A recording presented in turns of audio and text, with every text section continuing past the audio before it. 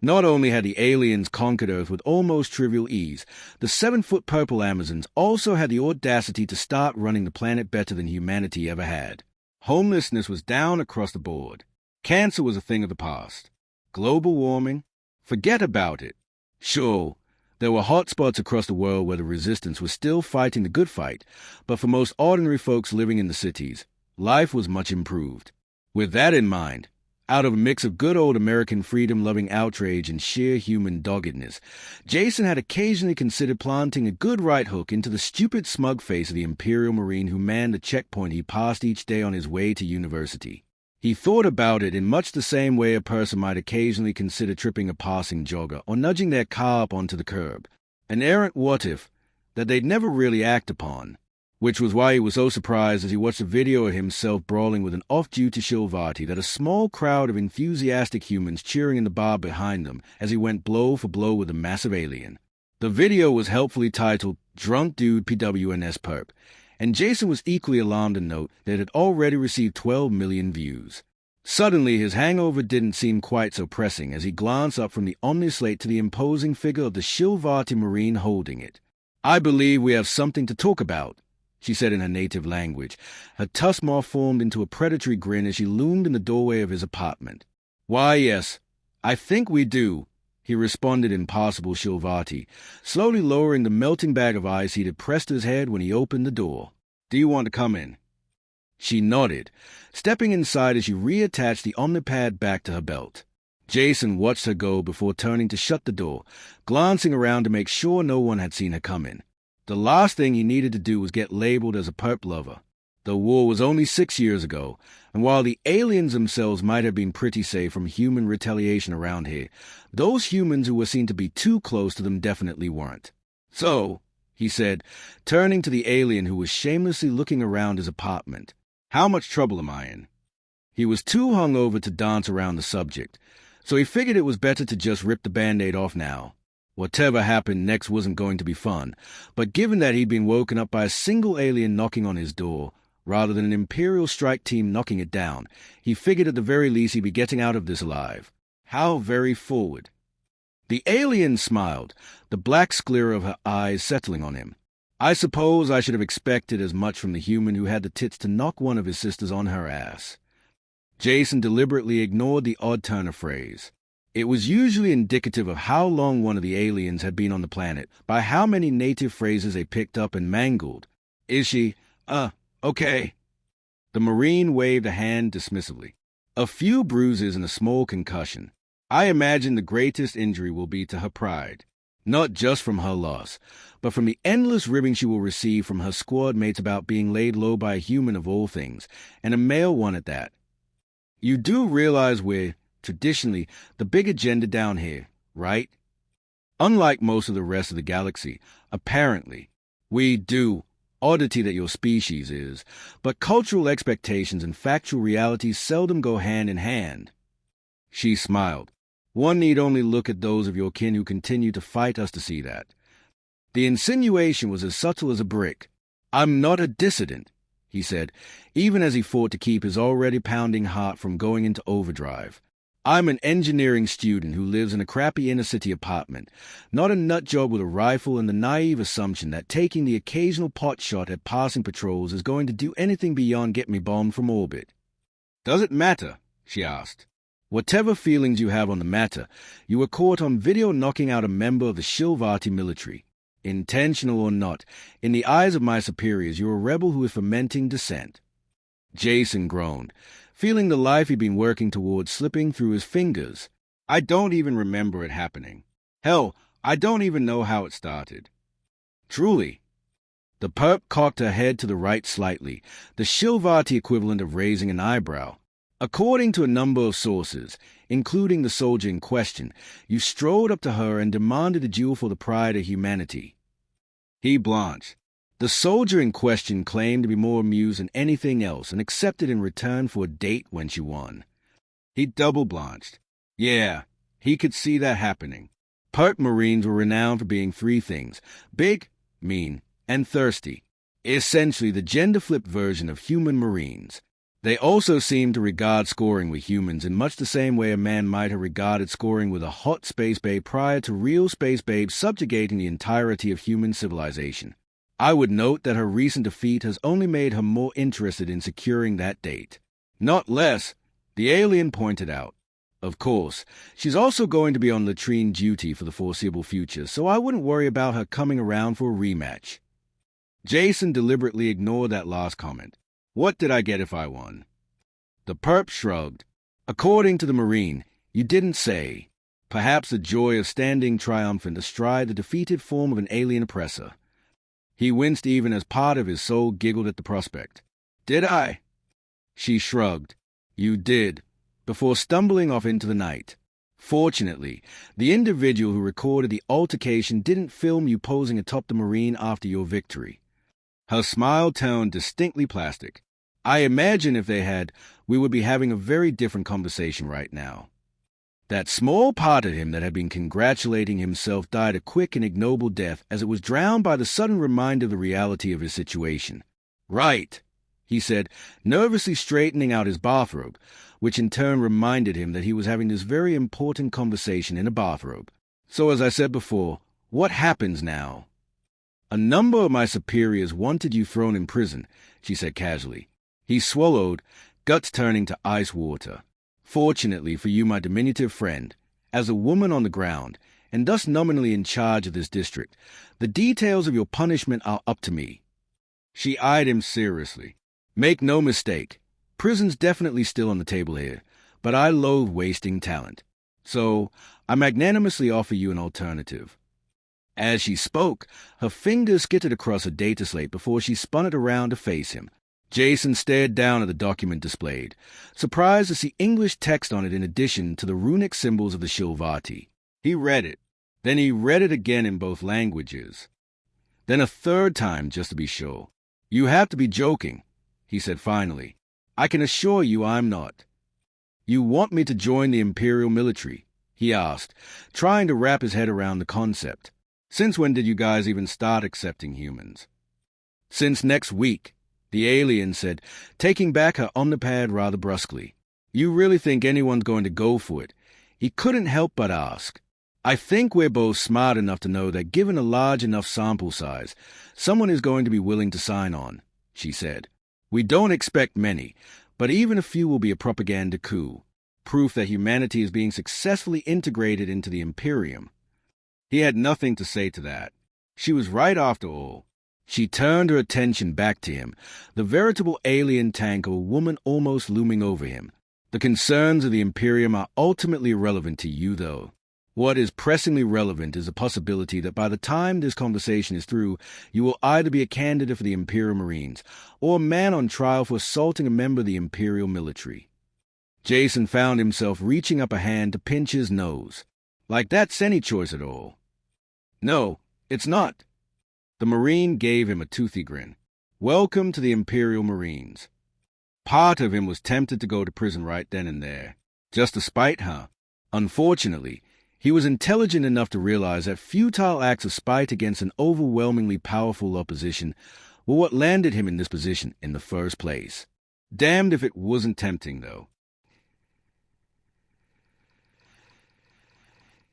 So this is a human who knocked one of our girls on her ass. It's been all over the datanet. That's me, Jason interrupted before his escort could speak for him, irritated by the medic speaking as if he wasn't there. Went down like a sack of shit. Now that prison wasn't so much off the table, as moved to the far corner he'd found some of his usual winning personality returning to him. He'd also admit to being a little out of sorts. He'd never been into the Shilvati section of the city. You needed a pass to get in after all, and while they were apparently pretty easy to get, any reason would do. He wasn't curious enough to go through the hassle of getting one just to see how humanity's oppressors lived. Evidently, he wasn't the only one, as he'd seen all of 3 humans in the area on the drive over. Now that he was here, though, the place was about what he expected. The hospital they were in was a pretty typical example of Shilvati architecture. Squat, robust, and made of the frankly miraculous ceramic alloy composite the aliens use for just about everything else from infantry armor to spaceship hulls. Sack of shit, The Shilvati medic asked in confusion, surprised by the phrase almost as much as him speaking up. Why would you fill a sack with excrement? He was about to respond when the woman behind him interrupted. Don't try and make sense of it. Marine, his Marine officer escort, whose name he'd learned was Bruckdeer, said, if there's one thing I've learned about English, it's that little enough of it makes sense. It doesn't so much absorb phrases and words from other languages as much as take them into a back alley and mug them for spare syntax. It only gets worse when people try to convert phrases over into our own noble Shilvati. The medic shook her head. I'll have to take your word for it. I've only been on this world for a few months, and, Empress willing, I'll be gone in a few more, hopefully to somewhere in the outer reaches. Roach pirates have apparently been getting uppity in the area. With any luck, I might see some actual action. My home world not agreeing with you? Jason asked. This time the alien was less surprised at his interruption. Surrounded by hot alien guys who want nothing to do with you because you're part of the race that conquered their world? Sucks cunt. After a few months of getting the cold shoulder in every bar on this rock, I need a good firefight to work out my frustration. His escort smirked. You must be going about it the wrong way then. Marines. Sure, the humans might talk a big game if they're in a group. Can't be seen working with the enemy and all that. Wounded pride. Get one alone, though. I think you'll find they can be a bit more adventurous. They're essentially females in a male body after all. Like us, they think with their cunts, or dicks, I guess. You don't say, the medic said. I might have to try that the next time I'm off duty. Good luck with that, Jason interrupted. Now, if you're done talking about how to get laid, I apparently need a medical before I get press-ganged into Imperial service. He certainly is spunky, the medic said. I have no idea what being press-ganged is, but you can follow me for your medical. He followed Flavia, leaving Bruckdeer behind in the waiting room. I take it there's no chance of me getting a male physician. He didn't much care, but it seemed apt to ask. He'd also admit to some slight curiosity. He'd yet to see a Shilvati male in the flesh, after all. You think I'd be so wound up if we had a male around here, the medic said as they kept walking. Precious few enough of those in the military, and none in this hospital. The brass likes to keep them hoarded at headquarters, though they'll never admit it. Seems odd to me that you have so few of your own males serving, but you're perfectly happy to have human males sign up. Human females. 2. Got my criteria list for them this morning. The alien said as they reached the door at the end of the hall, opening it with a flash of her keycard. We can't all be lucky enough to have a 1-to-1 ratio of genders as decadent as that is. When you have 8 females to every 1 male, people get leery about risking them. Jason glanced around the room, noting all the futuristic-looking medical equipment. Yet you let them serve anyway. The alien actually looked a little offended as you directed him into a chair. We aren't misandrists. If a male can reach the physical requirements and educational requirements for the job, they can have it. Physical requirements? He questioned as he shifted in his seat. Aren't Shilvati males about my size? Wouldn't that make it nigh impossible? Actually, that got him thinking about himself. Was he going into a separate program for just humans? Or would he be going into basic training with other Shilvati? Because that was fucking terrifying. There was no way he could compete with the latter physically, his most recent gladiator bout notwithstanding. Different requirements for males. The alien rolled her eyes as she examined the screen of a device.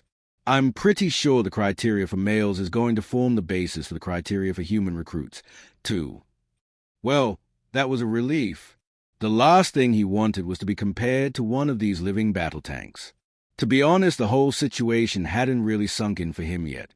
Yesterday, he'd been on the way to finishing his degree in mechanical engineering, which would hopefully have put him on a career path toward any of the dozens of human companies that were working with the Imperium to incorporate alien technology into Earth's pre-existing industrial output. Today, he was signing up to be a foot-slogging jarhead. All right, down to your skivvies, the medic instructed. Really, he asked, already complying. You've got machines that can detect if I have even a single cancerous cell in my left nut, but you still need to have a check using a pair of Mach 1 eyeballs.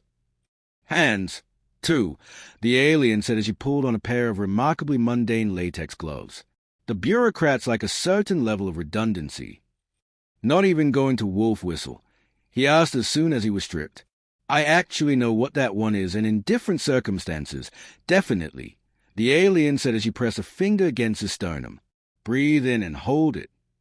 He did so. Unfortunately for my libido, we're in this room and I'm performing a medical check, which makes this as sexy to me as changing the fusion cell in my car. She moved her finger away. Release. He breathed out. It's good to know you guys aren't always horned up. She scoffed. I wouldn't go that far. If you wanted to out for a drink afterwards and have a little reenactment of this procedure at my apartment, I wouldn't complain. Thanks, but no thanks, he said. I imagine my dance card is going to be booked up for the foreseeable future. That one was new to me, the woman said as she ran something that emitted a blue light over him. Though if it means what I think it means, I wouldn't count on it. If the generalship is going for some kind of human auxiliary corps, you might be here for weeks or months until enough of you are processed to form a unit for basic training. Jason frowned. You said if. She shrugged. It's possible you might just end up getting shoved into the main recruitment stream and be gone by tomorrow. It's basic training with the masses before being specialized later. It's what we do with males. Same program, just different criteria for passing. Sounds a little one-size-fits-all, he said. You will be serving with women eventually anyway. Little point in segregating you during training. He couldn't really argue with that logic. All right, put on these and let's see what you can do. He raised an eyebrow as a plastic-wrapped bundle of gym clothes thumped into his chest before landing in his hands. You've got clothes sized for humans on hand, he asked as he unwrapped them and started putting them on. For males, at least. She shrugged, leaning up against the doorframe. The material was some sort of pseudo-synthetic material that adhered perfectly to his frame. To be honest, it left him feeling kind of exposed. That is nice, the medic said, eyes roaming in a very obvious manner. I might have to take the good captain's advice sooner rather than later. I thought you said that medical checks did nothing for you, Jason grunted as a pair stepped out into the hall. That wasn't a medical check, she pointed out. That was me watching a sexy alien change into gym clothes. Totally different. He didn't see how, but it wasn't worth arguing about. Soon enough, they reached a gym area where a few Shilvati were exercising using machines that looked remarkably similar to ones you might find in a human gym. Jason supposed that when you got right down to it, when you had two species with similar morphologies, if different dimensions, the things they created were going to evolve in similar ways. The pair of them drew a few semi-interested looks as they walked over to a treadmill, but most of the aliens returned to their own exercise after a cursory glance and once-over. Those that continued to stare, Jason ignored. All right, my Omnipad is reminding me that you humans have to stretch first before strenuous exercise, so do that before getting onto the machine. He did so. You guys don't have to stretch. No, she said as she pressed a few buttons on the treadmill. I would explain it, but I don't think either of us are that interested. He just nodded as he finished up his set and hopped onto the machine. It was almost like being at the gym near his apartment. All right, I'm going to start slow and increase the pace gradually. Just keep running until you can't. When you need me to stop, just say so. Got it. Seemed simple enough. Flavia felt a smile tugging at her lips as a human walked into Barrack's seldom-used male locker room, a towel draped over his shoulder that only served to emphasize the delectable rivulets of sweat running down his neck. Now, Flavia didn't consider herself human crazy like so many of the other girls on this rock, but she could appreciate a bit of attractive alien booty as much as the next Shilvati. It's insane, isn't it? Flavia glanced over to where another gym-goer had walked up to her, a mover from Squad 5 if her memory didn't deceive her. What is? She asked the smirking Marine. Are you kidding me? Humans. The woman laughed. It's like something out of an old smutty novella. A race of tuskless multicolored aliens that are 50% males and look almost exactly like our own. More importantly, the males love sex almost as much as we do. The woman gestured to the now unused treadmill. And now I found out they have the stamina of a Turox. The excited Marine fanned herself. All I'm saying is that the goddess was looking out for us when we stumbled on this world. Flavia scoffed, but inwardly she was kind of impressed herself. It was one thing to get a report that the aliens could run 4 kilometers in 15 minutes, quite another to see it in action. A human might not have half the raw strength of a Shilvati female, but they had 3 times the stamina. Apparently it was a hunting strategy for them, she said. Chase prey until it literally collapsed from exhaustion. I could think of something else he could do to me until I collapsed from exhaustion, one of the listening soldiers chimed in. Around her, a few of her fellows nodded. See what I mean? Amova said, proof positive that the goddess is looking out for us. Flavia just shook her head as she strode off back to her little office. Somehow I don't think the humans see it that way. Bah! Amova called after her. The Rakiri got over being absorbed into the Imperium quickly enough. Better us than someone else. The humans will see that, too, soon enough.